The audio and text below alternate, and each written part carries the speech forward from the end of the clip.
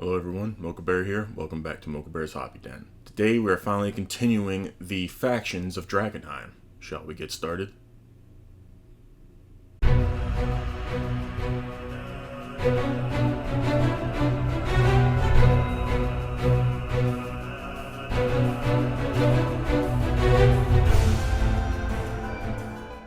So today's faction is Knights of the Silver Order. These evil crystals are the stuff of dark magic, anathema to order and life itself. No goodness can come from their corrupt power, and those foolish enough to believe delirium can be turned to useful purposes are truly lost. Knight Captain Theodore Marshall.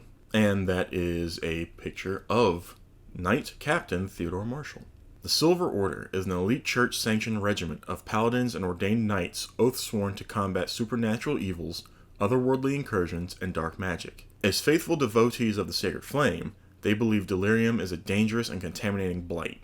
Led by the valiant Knight Captain Theodore Marshall, the Knights have been dispatched to eradicate the corruption at its very source. Background: the Silver Order was founded several centuries ago as a militant arm of the faith of the Sacred Flame. These knights and paladins act by the decree of the Divine Matriarch to defend the faithful from demons and monsters, and are called up as witch hunters when the wayward mages dabble in forbidden arcana. Their holy missions transcend sovereign borders, but the order is headquartered in the holy city of Lumen in Illyria. Paladins are revered figures in the faith of the Sacred Flame, as the founder of the faith was herself a paladin. Though not every warrior in the Silver Order is a paladin, each strives to emulate Saint Tarna's valiant example. Though they usually operate as individual questing knights or in small warrior companies, occasionally they are deployed as a regiment. Members of the Silver Order have been traditionally drawn from all peoples and all levels of society. Nobles and commoners are found within the Order, and one's station in life does not reflect one's position in the Order. In their role as witch hunters and mage slayers, the Silver Order was complicit in the persecution and oppression of arcane spellcasters. To this day, the issue remains a deep stain in the Order's honor, and many observe that the injustices and persecution visited upon spellcasters stand in stark contrast against the tenets of the faith of the Sacred Flame, a faith that calls out for justice for the oppressed. Nevertheless, staunch supporters of the Silver Order argue that their deeds were indeed justified. Decisive action is necessary to defend the innocent and the faithful from wicked sorcerers who sought to dominate others with magical might, or cut down foul warlocks who spread wickedness through demonology and necromancy. The Chronicle of the Silver Order records countless heroic missions that have prevented a dire threat from growing into a far greater crisis. The Silver Order answers to the faith of the Sacred Flame, not to the command of any sovereign nation.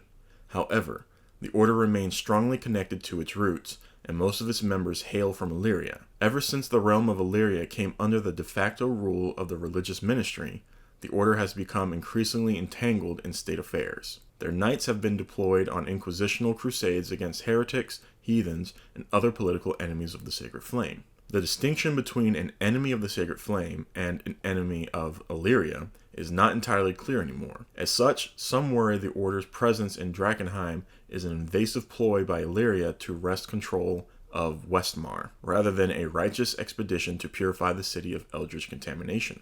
Attire. As befits their name, the knights are clad in silver plate with gold filigree. They wear flowing tabards of white, prominently decorated with symbols of the Sacred Flame, rather than any individual heraldry. The flame keepers who accompany the knights wear religious vestments of white and gold. Strongholds. The Knights of the Silver Order have built a military encampment known as Camp Dawn about 2 miles outside Drakkenheim, just on the outside edge of the haze. Outside Drakkenheim, the Silver Order can often find shelter in any chapel or cathedral of the Sacred Flame, though not every Flamekeeper in Westmar now supports their mission. Their headquarters is the impregnable Vigilant Keep in the far city of Lumen in Illyria, where the Grand Master oversees the entire Order at the behest of the Divine Matriarch. Objectives: destroy delirium at its source. The Divine Matriarch of the Sacred Flame has decreed delirium an unholy abomination. These chaotic seeds of evil magic must be wholly destroyed before they can take root. By her command, the Silver Order has come to cleanse Drakkenheim of its foul taint, even if it means burning the city to the ground. Furthermore, the Knights have resolved to stop others from harvesting and using delirium, especially the Amethyst Academy. The Silver Order insists that Drakkenheim, and by extension, the nation of Westmar, cannot be rebuilt until the threat of delirium is entirely eliminated.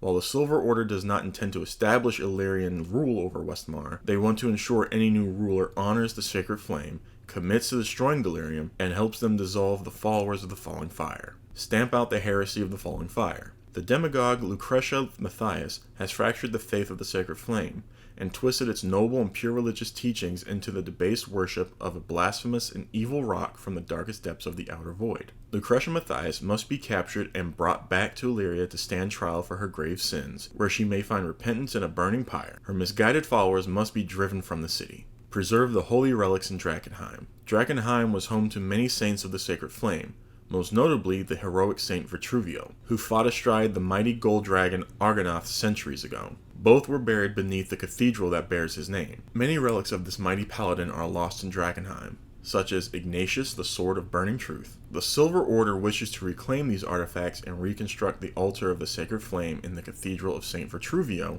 so it may serve as a beacon of light from which the rest of the city may be purged.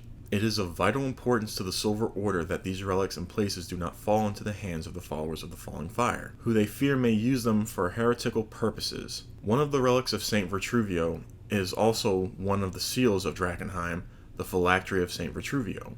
Traditionally, this item is entrusted to the High Flamekeeper of Drakkenheim. If the Silver Order obtains it, they can ensure the faith of the Sacred Flame has some influence over the political destiny of Drakkenheim and Westmar by demanding who is appointed the new High Flamekeeper. You've got key figures here.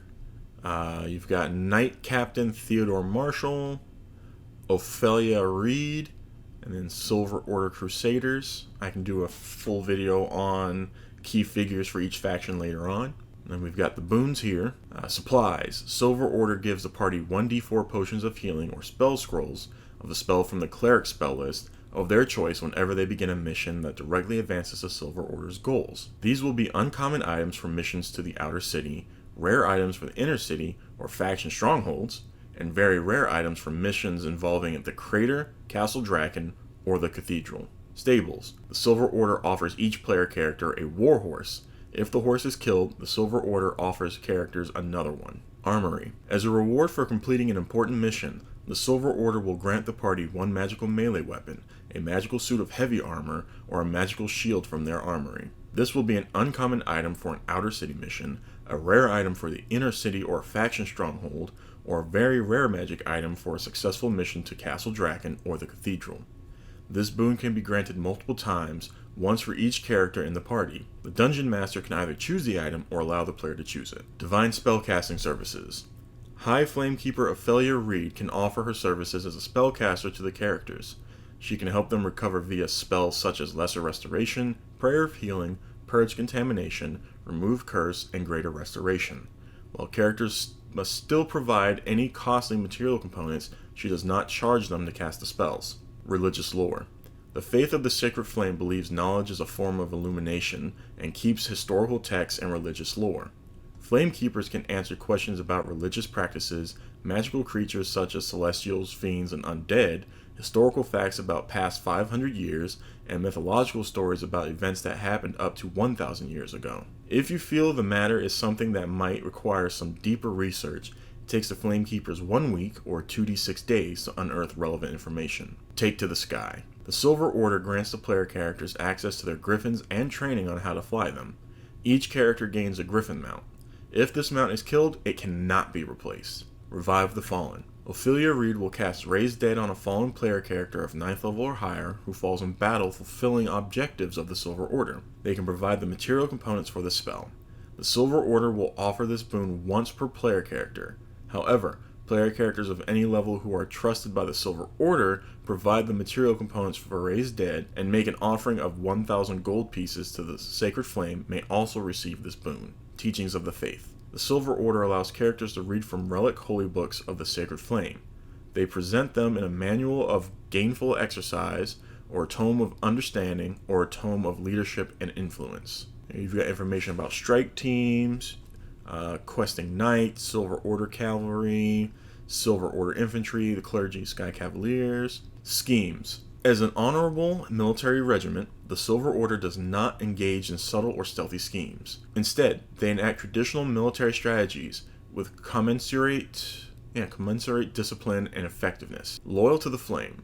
The Silver Order petitions Flamekeeper Hannah in Emberwood Village to withhold her spellcasting services from the player characters. Military blockade. The Silver Order creates fortified outposts on the main roads leading into Drakkenheim. Each consists of a fortified watchtower and a palisade wall, and is garrisoned by 2 or 1d4 knights, 10 or 3d6 guards, and a priest. They have war horses and ballistas.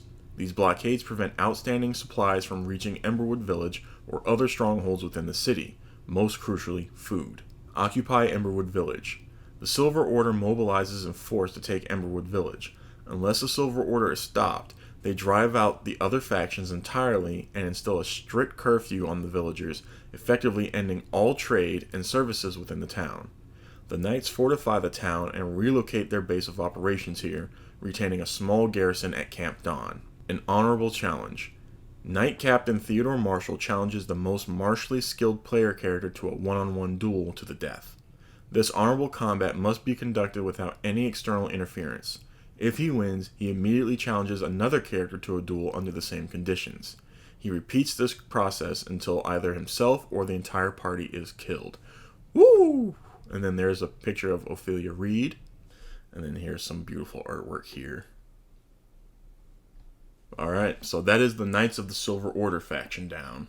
I believe we have one more faction to go, and we will have completed the overview of the factions finally. I apologize for how long it's taken for me to get to this. Every time I went to do it, 1 to 4 Kickstarter projects would just arrive, and I need to do those unboxings. But the project arrivals are slowing down finally, so I can get to doing more in-depth reviews of these books. Once I finish the factions for Drakkenheim, I do have a bestiary review to start doing for another book. I'm still in talks with the lead creator of the project, trying to coordinate with him about when to do those videos. So, because there's potentially some things that I will be receiving to go alongside it. We'll see what happens with that. But thank you for joining me today. Again, I sincerely apologize for how long it's taken me to get to this video, to getting this done finally, and hopefully I'll be able to get the next one done soon so I can start moving on to getting in more depth on all of these Kickstarter books that I've been receiving. But I'm going to go ahead and end it there for today. So as always, take care of yourselves, and until next time, hobby on.